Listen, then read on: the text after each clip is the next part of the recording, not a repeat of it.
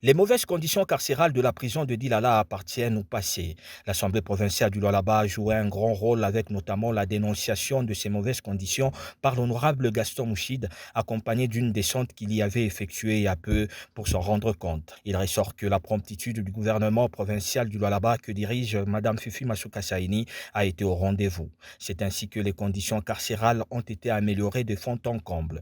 C'est dans cette optique que moi-même ainsi que toute mon équipe gouvernementale, dans la vision du magistrat suprême, je cite son Excellence Félix-Antoine Tshisekedi Tshilombo, avions décidé d'améliorer les conditions carcérales de nos compatriotes séjournant dans les prisons.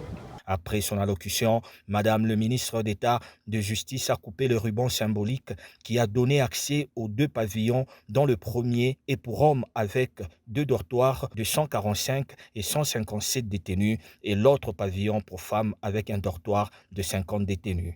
Après la visite, la ministre d'État livre ses impressions. Ça reflète la vision du chef de l'État d'humaniser nos milieux carcérales et j'espère que ce que nous avons vu au Lualaba va servir de modèle pour d'autres provinces de la République.